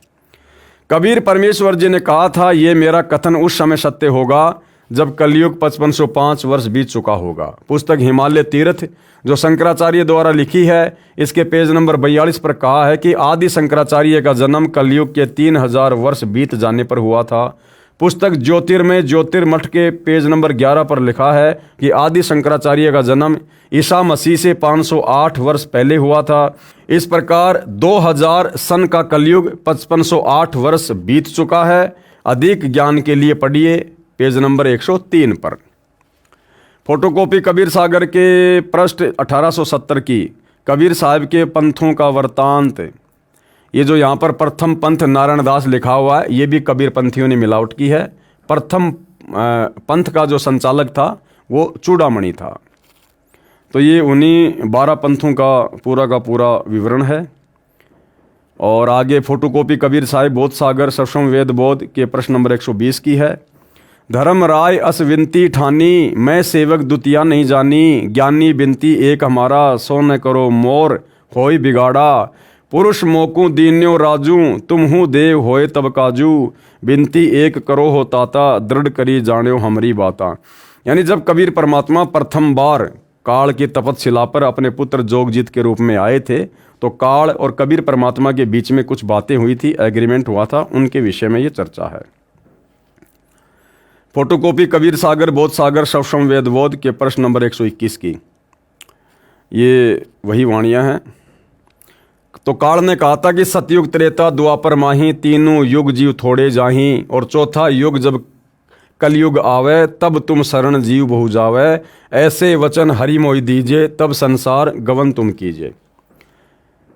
अरे काल परपंच पसारा, तीनों युग जीवन दुख डारा, बिनती तोरी लीन में मानी, मोकू ठगे काल अभिमानी, चौथा युग जब कलयुग आई तब हम अपने अंश पठाई।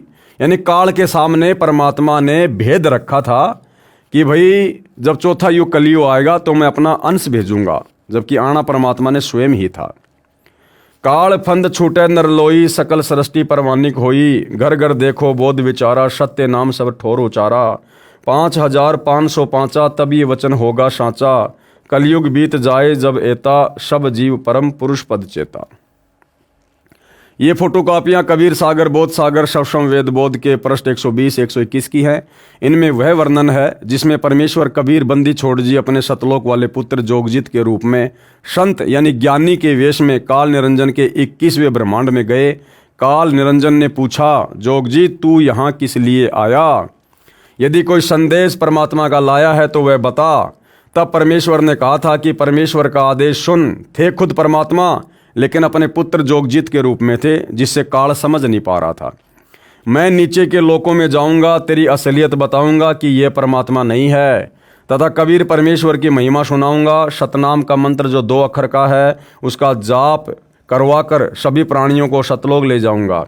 ये सुनकर काल निरंजन ने प्रथम तो परमेश्वर को जोगजीत समझकर मारना चाहा, परंतु समर्थ शक्ति का कुछ नहीं बिगाड़ सका। इसके विपरीत स्वयं ही शक्तिहीन होकर पाताल लोक में जा गिरा। फिर परमेश्वर इसे उसी स्थान पर लाए। तब इसने विनम्र होकर जोगजीत रूप में कबीर परमेश्वर से प्रार्थना की कि हे बड़े भाई, आप 3 युगों में जीव थोड़े यानी कम लेकर जाना, यानी सतयुग त्रेता द्वापर में सतलोक में बहुत ही कम आत्मा लेकर जाना। चौथे युग में जितने चाहो जीव ले जाना। चौथा युग जो वर्तमान में कलयुग, जो जीव तुम्हारा ज्ञान व नाम मंत्र ग्रहण करे वह आपका, तथा शेष जो मेरी भक्ति करे वो मेरे। तो काल ने वचन भरवा लिए थे कि आपका नाम लेकर मर्यादा में रहकर जो आपकी भक्ति करे आप केवल उन्हीं को सतलोक लेकर जाना, और जो आपके ज्ञान को स्वीकार ना करे या आपसे उपदेश लेकर जो बकवाद करे, मर्यादाओं में ना रहे, उसको मेरे भोजन के लिए यहीं पर छोड़ देना, तथा शेष जो मेरी भक्ति करे वे मेरे। काल ने कहा, वचनबद्ध होकर कहिएगा। परमेश्वर ने कहा, मैं प्रतिज्ञा करता हूं कि 3 युगों में सतयुग त्रेता तथा द्वापर में जीव कम ले जाऊंगा, तथा चौथे युग में अधिक जीवों को अपना ज्ञान समझाकर ले जाऊंगा। यानी ज्ञान समझाकर ले जाऊंगा, ऐसा नहीं है चौथा युग आ गया तो सबको ले जाऊंगा। परमात्मा आ गए, तत्वदर्शी संत के रूप में अपना ज्ञान दे रहे हैं, भक्ति दे रहे हैं, मर्यादा बता रहे हैं। अब जो आजीवन गुरु को परमात्मा मानकर मर्यादाओं में रहेगा, परमात्मा उसी का उद्धार करेंगे। जब काल निरंजन ने देखा कि अनुबंध यानी एग्रीमेंट हो गया, उसी समय अपनी असलियत पर आ गया तथा बोला, जोगजीत बेशक नीचे संसार में जाओ, जिस समय कलयुग आवेगा तब तक सर्व प्राणियों को शास्त्र विरुद्ध साधना के ज्ञान से दृढ़ करवा दूंगा। इसलिए काल ने सारे अपने दूत भेजकर कबीर पंथ के माध्यम से, और ये जितने भी नकली संत हैं, राधा स्वामी पंथ वाले, धन धन सदगुरु पंथ वाले, जय गुरुदेव पंथ वाले, निरंकारी, हंसा देश वाले और अन्य पंथ। और इसके अलावा बहुत सारे जो ये छोटे मोटे आचार्य, शंकराचार्य, छोटे मोटे मंडलेश्वर, ये सब काल प्रेरणा से काल के द्वारा भेजे गए दूत हैं, एजेंट हैं। और इनका केवल एक ही मकसद है कि जीव आत्माओं को भक्ति और भगवान के नाम पर उल्टा सीधा ज्ञान देकर, शास्त्र विरुद्ध साधना करवाकर, भूत पूजा, प्रेत पूजा, श्राद्ध वगैरह निकलवाकर, कर्म कांड करवाकर, देवी देवताओं की आधी अधूरी भक्ति पर लगाकर इतना भ्रमित कर दो, उल्टे रंग में इतना रंग दो कि जब वो परमात्मा या उसका कोई अंश धरती पर आवे तो लोग उसके ज्ञान को स्वीकार ही ना करें। तब सर्व प्राणियों को शास्त्र विरुद्ध साधना के ज्ञान से दृढ़ करवा दूंगा, सबको देवी देवताओं, मंदिर, मूर्ति पूजाओं पर दृढ़ करवा दूंगा। 12 नकली पंथ कबीर नाम से चलाऊंगा तथा अन्य पंथ चलाऊंगा। इस प्रकार सर्व जीवों को भरमाऊंगा। जीव तुम्हारी बात पर विश्वास ना करके हमारी ओर होकर तुम्हारे साथ वाद विवाद किया करेंगे। तब परमेश्वर ने कहा कि मैं कलयुग में अपना अंश अवतार धरती पर भेजूंगा। यानी कबीर परमात्मा स्वयं थे, लेकिन काल के सामने अपने पुत्र जोगजीत के रूप में थे, इसलिए उसके सामने भेद रखा कि मैं अपना अंश भेजूंगा। अब भाई और बहनों, बहुत सारे जो भगत भाई हैं वो इस बात पर विश्वास नहीं करेंगे कि हम इस पवन की बात पर विश्वास क्यों करें। बिल्कुल सही बात है। तो चलो आपको सतगुरु रामपाल जी के मुख कमल से सुना देते हैं यही प्रकरण, जिसमें धर्मदास जी को जब चिंता हो गई कि परमात्मा आज वर्तमान में कोई आपके ज्ञान को स्वीकार नहीं कर रहा और आप कह रहे हो आगे तो कलयुग बहुत ही भयंकर होगा, उस समय लोग कैसे आपके ज्ञान को स्वीकार करेंगे, कैसे आप आत्माओं की मुक्ति करोगे, मेरे वंशजों की मुक्ति करोगे। तब कबीर परमात्मा ने धर्मदास जी को कहा कि धर्मदास, तुझे सच्ची बात बता दूं कि मैं खुद ही जाऊंगा, मेरा कोई अंश, कोई वंश, कोई अवतार नहीं जाएगा। कबीर जी ने कहा कि जब कलयुग 5505 वर्ष बीत जाएगा धर्मदास, मैं खुद ही जाऊंगा 12वें पंथ में। और फिर गुरुदेव कह रहे हैं कि वहां काल के सामने परमात्मा ने थोड़ा सा भेद रखा था कि मेरा अंश जाएगा, जबकि आना उन्होंने स्वयं था। सुनिए छोटा सा सत्संग। तो परमात्मा ने कहा था कि चौथा युग जब कलयुग आवेगा तब हम अपना एक दास भेजेंगे। अब वहां काल के सामने परमात्मा ने कहा कि हम अपना दास भेजेंगे। और कबीर वाणी चैप्टर में परमात्मा ने धर्मदास जी से, जब धर्मदास जी घने चिंतित हो गए थे कि हे परमात्मा, आपने सतनाम और सारनाम गुप्त रख दिया और इसके बिना मोक्ष नहीं हो सकता। आपने मुझ किंकर के ऊपर दया करी दास पे और 42 वंश भी पीढ़ी बख्श दी, मेरी वंश चलेगा। तो हे परमात्मा, सारनाम और सतनाम बिना पार नहीं हो सकते, तो मेरे बच्चे कैसे पार होंगे? ऐसे कलेजा पकड़ के बैठ गया। परमात्मा ने सोचा भाई ये घना दुखी हो गया। तो परमेश्वर ने कहा कि सुन ले, काल ने क्या कहा था, 12 पंथ करूं मैं साजा, नाम तुम्हारा ले करूं आवाजा। 12 पंथ नाम जो लेगी, हमरे मुख में आन समोही। जाओ जोग जीत संसारा, जीवन माने कहा तुम्हारा। जीव तुम्हारा कहा न माने, हमारी ओढ़ हो बाद बखाने। अब इतना समय नहीं रहा, मैं वो सारे प्रमाण आज नहीं दिखा पाऊंगा आपको कि 12 पंथ कौन कौन से हैं। तो 12 पंथ, 12वां पंथ गरीबदास पंथ बताया है, लिखा कवि सागर में। तो परमात्मा ने कहा तू चिंता ना करे धर्मदास, जब 5500 वर्ष कलयुग बीत जाएगा तब या बिचली पीढ़ी आवेगी, और बिचली पीढ़ी तक ये ज्ञान और तत्व ज्ञान और सतनाम सारनाम कति गुप्त रखना है, नहीं तो काल के दूतों का हाथ लग जाएगा, मेरा सारा मिशन खराब हो जाएगा। तो परमात्मा ने देखा कि ये बिल्कुल चिंतित हो गया घना। तब परमेश्वर ने कहा धर्मदास, जब साची बताऊं तेरे ते। तब धर्मदास ने कहा कि भगवान आज कितना अच्छा समय है, कलयुग स्टार्ट है सन 1398 में और 1512 तक है, और आज भी लोग ना मानते, और आप कह रहे हो आगे तो भयंकर कलयुग पैदा कर देगा, काल ऐसा जुल्म कर देगा, हाहाकार मच जाएगी, इंसान कृतघ्नी हो जाएंगे। तो उस समय कैसे पार होंगे? आज तो आप भी विद्वान हैं और फिर भी ना मान रहे ये लोग। तो परमात्मा ने कहा जब 5500 वर्ष कलयुग बीतेगा और बर्मा वंश चल चुका होगा इस काल का, यानी गरीबदास पंथ तक, तो उस बर्मे पंथ में मैं आऊंगा स्वयं और फिर सभी पंथों को खत्म करके एक पंथ बनाऊंगा और सारी सृष्टि मेरा ही नाम लेगी।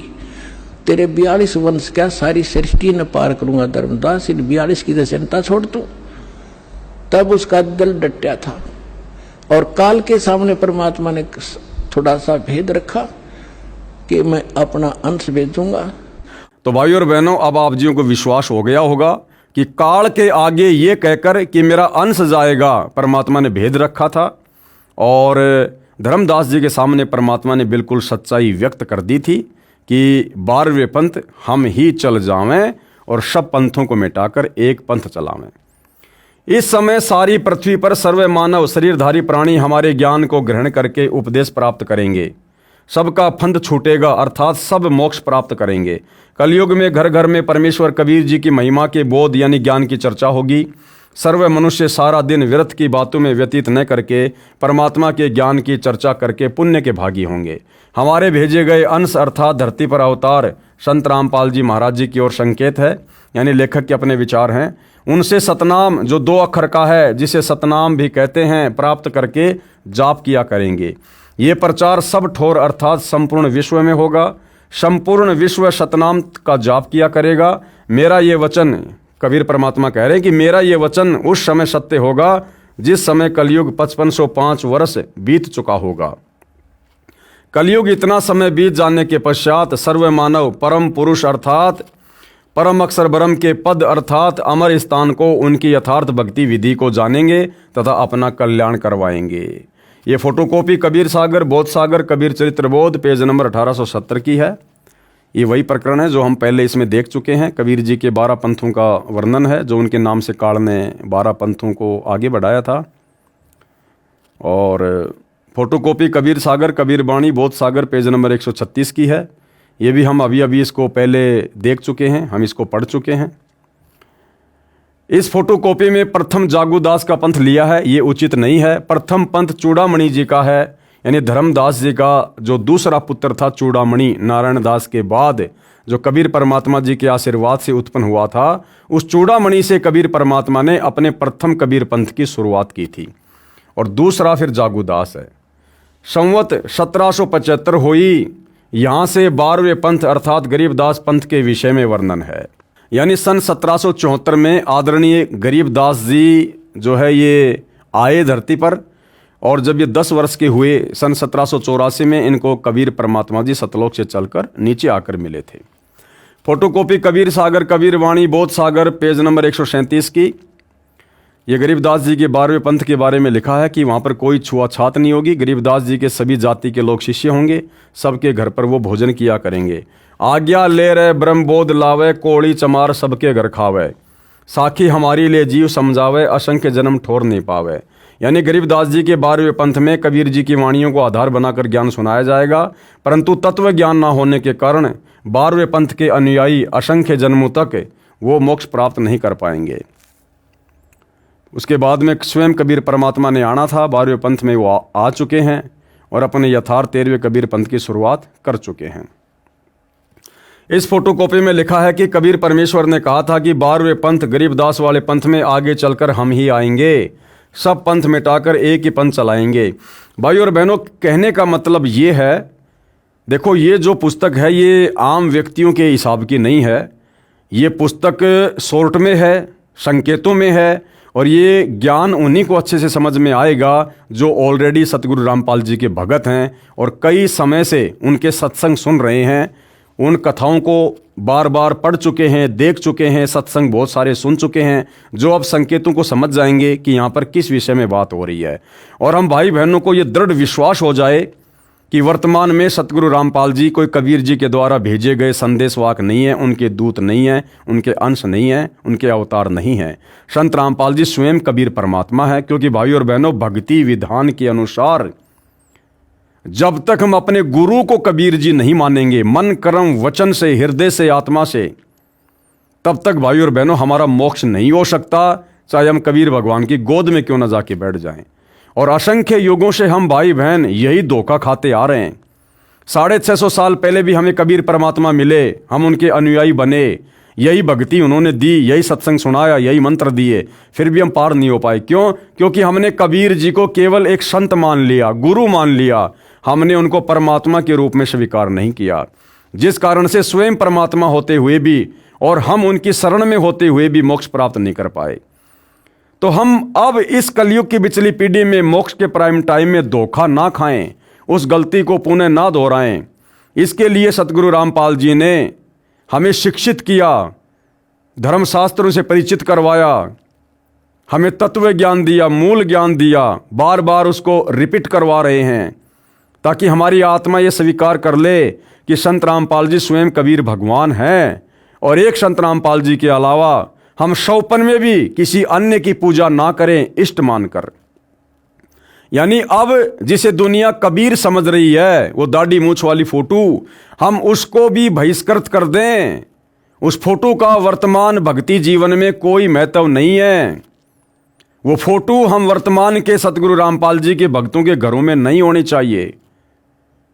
उस फोटो पर हमारा कोई विशेष चिंतन, कोई ध्यान नहीं होना चाहिए। उस फोटो में हमारी किसी प्रकार की कोई श्रद्धा, कोई भावना नहीं होनी चाहिए, क्योंकि वर्तमान में उस फोटो वाला कबीर साक्षात सतगुरु रामपाल जी के नाम से प्रकट है। और कहते हैं एक सादे सब सदै, सब सादे सब जाए, और माली सींचे मूल को फले फुले अगाए। और फिर भी जो नादान आत्माएं गुरु को और कबीर को अलग अलग मान रही हैं, संत रामपाल जी को और कबीर जी को अलग अलग मानती हैं, तो उनके लिए स्वयं परमात्मा कहते हैं कि गुरु और गोविंद दो नहीं भाई, जब तक दो समझोगे दो जग में जाई।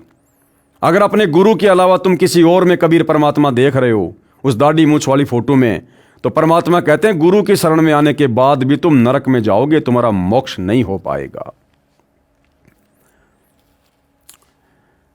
कबीर परमेश्वर ने कहा था कि 12वें पंथ गरीबदास वाले पंथ में आगे चलकर हम ही आएंगे, तो ये झूठ नहीं हो सकता। परमात्मा ने बोल दिया परम सत्य है, साधु बोले सहज स्वभाव, साधु का बोलिया मिथ्या न जाए। और संत वचन पलटे नहीं, चाहे पलट जाए ब्रह्मांड। तो स्वयं परमात्मा धरती पर आ चुके हैं। सब पंथ मिटाकर एक पंथ चलाएंगे, यही प्रमाण कबीर सागर शौशम बोध सागर के पेज 171 पर भी है। परमेश्वर कबीर जी के प्रतिनिधि संत रामपाल दास जी महाराज हैं। ये लेखक की ज्ञानहीनता है जिसके ऊपर बार बार दास को बोलना पड़ रहा है। संत रामपाल जी कबीर जी के प्रतिनिधि नहीं हैं। कबीर जी कोई बालक नहीं है, कबीर जी कोई बेचारा लाचार बेबस नहीं है जो उन्होंने अपने कार्य के लिए किसी और को भेजना पड़ेगा। कबीर जी सशरीर हैं, साकार हैं, समर्थ हैं, निर्विकार निर्दोष परमात्मा है। उन्होंने छुपके रहने की आवश्यकता नहीं इस काल की तरह। ये काल स्वयं नहीं आता, ये काल अपने अंश अवतार भेजता है। क्यों? क्योंकि काल को श्राप लगा हुआ है। इसको शर्म आती है अपना भूंडा चेहरा सबके सामने लेकर आने में, इसलिए ये अपने अंश अवतार सर्जन करता है। लेकिन कबीर परमात्मा विश्व में सर्वश्रेष्ठ, समर्थ और अति सुंदर परमेश्वर हैं। उनके समान सुंदरता संसार में, सृष्टि में किसी की नहीं है। वो परमेश्वर समर्थ है, सर्वशक्तिशाली है, सर्व सिद्धियों का स्वामी है। वो एक क्षण में जो चाहे सो कर दे। इसलिए उस कबीर परमात्मा ने सतलोक से किसी और को भेजने की आवश्यकता नहीं पड़ती। समर्थ का काम उसी को साजे और करे तो मूर्ख बाजे। सतगुरु सुंदर रूप अपारा, सतगुरु तीन लोक से न्यारा। सतगुरु कबीर जी काल की तरह काले कलूटे नहीं है, ओछे माथे वाले नहीं है, लंबे दांत वाले नहीं है। सतगुरु सुंदर रूप अपारा, यानी सतगुरु कबीर जी के अलावा संसार में कोई भी दूसरा सुंदर नहीं है। यानी सतगुरु रामपाल जी कह लीजिए, कबीर जी कह लीजिए, इनके बराबर तेज, नूर, आभा संसार में किसी और की नहीं है। लेकिन ये परमात्मा अपनी सतलोक वाली आभा को कम करके, हल्का करके, हम मनुष्यों की तरह दिखाई देने वाले शरीर को धारण करके ये परमात्मा फिर यहाँ प्रकट होते हैं, अपना ज्ञान समझाते हैं। फिर आगे चलकर उनके तत्व ज्ञान को आधार बनाकर ही समझा जाता है कि सतगुरु रामपाल जी कौन हैं। तो भाइयों और बहनों, कहने का एक ही मतलब है, 100 बातों की एक बात। अब सतगुरु रामपाल जी को मानुष समझने की गलती ना करो कि गुरु मानुष कर जानते वो नर कहिए अंध, ओए दुखी संसार में आगे काल के फंद। उनके भगत होने के बावजूद यदि हमने उनको मानुष की कैटेगरी में लिया और मानुष की कैटेगरी में लेने का मतलब है संत रामपाल जी के अलावा यदि आप दाढ़ी मूछ वाले कबीर की फोटो को पूज रहे हैं, घर में रख रहे हैं, दरबार में रख रहे हैं, उसका प्रकट दिवस मना रहे हैं, तो आप अपने गुरु को मानुष मान रहे हैं। और ऐसा व्यक्ति चाहे कितने वर्ष साधना कर लो, आजीवन साधना कर लो, अंत में कुत्ते की योनि में जाएगा। खुद परमात्मा कहते हैं, गुरु को मानुष जो गिणे करे चरना अमृत को पान, ते नर नरक में जाएंगे और जन्म जन्म बने समान। समान यानी कुत्ता बनेगा वो भगत है। गुरु की शरण में आने के बाद भी जो अपने गुरु के अलावा किसी और में कबीर को देखकर उसमें श्रद्धा बनाएगा। तो लेखक की यह नादानी है जो संत रामपाल जी को यानी अपने गुरु को परमेश्वर कबीर जी का बार बार प्रतिनिधि कहकर संबोधित कर रहा है। कबीर परमेश्वर जी ने कहा था, यह मेरा कथन उस समय सत्य होगा जब कलयुग 5505 वर्ष बीत चुका होगा। पुस्तक हिमालय तीर्थ जो शंकराचार्य द्वारा लिखी है, इसके पेज नंबर 42 पर कहा है कि आदि शंकराचार्य का जन्म कलयुग के 3000 वर्ष बीत जाने पर हुआ था। पुस्तक ज्योतिर्मय ज्योतिर्मठ के पेज नंबर 11 पर लिखा है कि आदि शंकराचार्य का जन्म ईसा से 508 वर्ष पूर्व हुआ था। इस प्रकार 2000 सन को कलयुग 5508 वर्ष बीत चुका है। अब गणित की रीति से जानते हैं कि 5505 कलयुग कौन से वर्ष में आता है। सन 2000 को ईसा जी के जन्म को 2000 वर्ष बीत गए। इससे 508 वर्ष पूर्व आदि शंकराचार्य जी का जन्म हुआ। पुस्तक हिमालय तीर्थ के अनुसार कलयुग के 3000 वर्ष बीत जाने पर आदि शंकराचार्य जी का जन्म होना कहा है। इस प्रकार सन 2000 को कलयुग 3000 प्लस 2000 प्लस 508 यानी 5508 वर्ष बीत चुका है। कलयुग का 5505 वर्ष कौन से सन में पूरा होता है? सन 2000 को कलयुग 5508 वर्ष बीत चुका है। सन 1999 को 5507, सन 1998 को 5506 और सन 1997 को 5505 वर्ष बीत चुका है। आप जी को याद रहे कि संत रामपाल दास जी महाराज ने अपने प्रवचनों में कहा है कि फाल्गुन शुद्धि एकम विक्रमी संवत 2054 सन 1997 को दिन के 10 बजे परमेश्वर कबीर जी मुझे मिले तथा सारनाम को प्रदान करने का उचित समय बताकर तथा सारनाम दान करने का आदेश देकर अंतर ध्यान हो गए। भाई और बहनों, ये परमेश्वर की एक गुप्त लीला है, एक रहस्यमयी लीला है ये।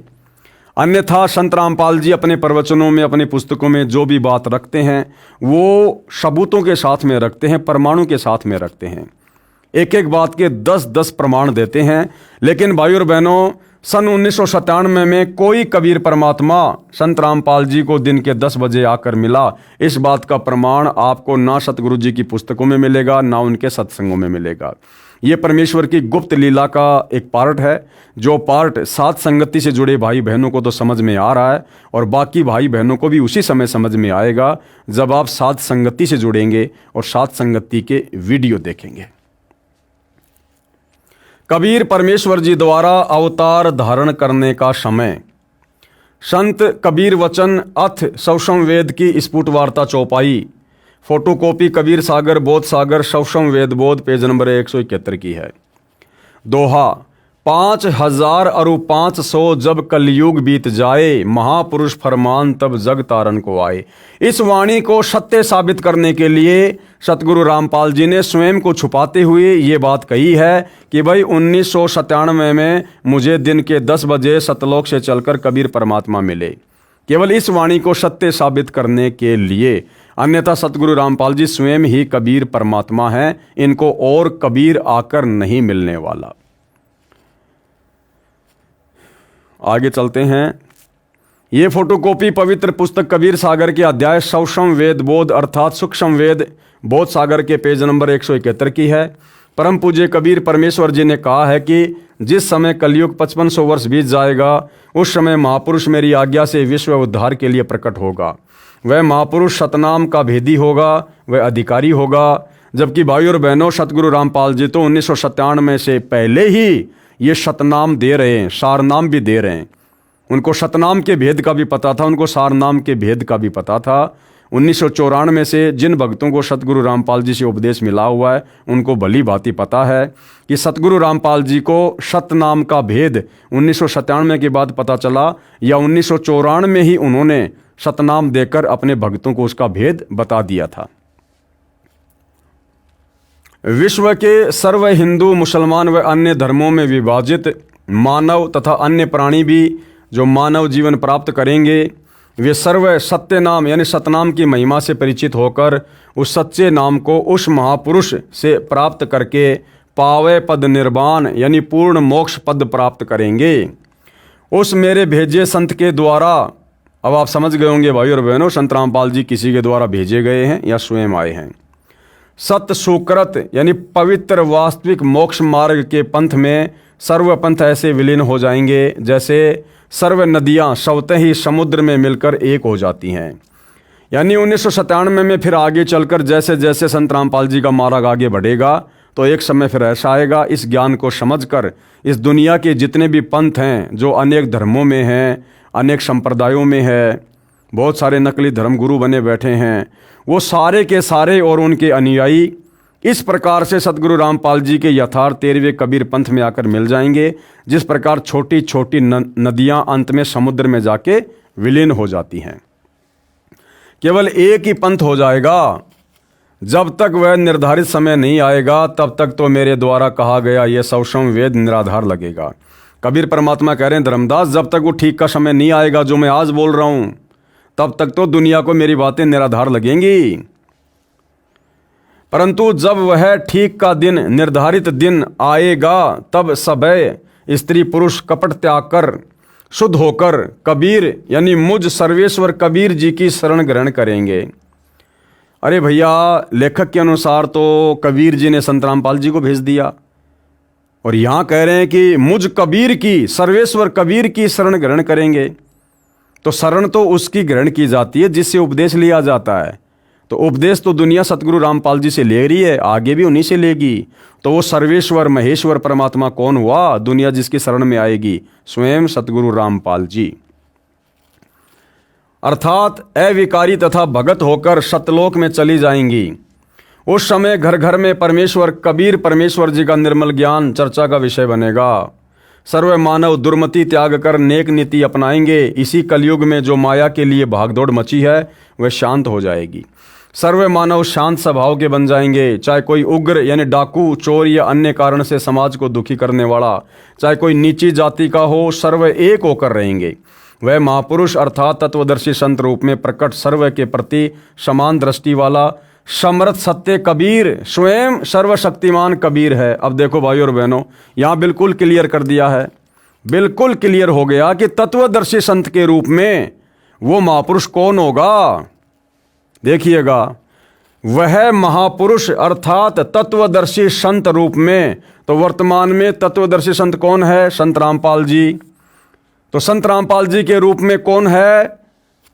वह महापुरुष अर्थात तत्वदर्शी संत रूप में प्रकट सर्व के प्रति समान दृष्टि वाला वो कौन होगा? समर्थ सत्य कबीर यानी स्वयं सर्वशक्तिमान कबीर है। यानी सतगुरु रामपाल जी स्वयं ही कबीर परमात्मा है। हमारी छोटी बुद्धि को देखते हुए सतगुरु रामपाल जी बार बार सत्संगों में अपने आप को छुपाते हुए कह देते हैं कि भाई मैं तो कबीर जी का भेजा हुआ दास हूँ। लेकिन उन्होंने हमें ज्ञान ऐसा दे दिया, ये ज्ञान स्वयं ही स्वतः ही अब निर्णय कर देगा, सच्चाई को ऊपर ला के रख देगा कि सतगुरु रामपाल जी स्वयं कौन हैं। ये तत्व ज्ञान, ये सच्चाई, ये धर्मशास्त्रों का निचोड़ सार कबीर जी के अलावा संसार में दूसरा कोई निकाल कर नहीं दे सकता।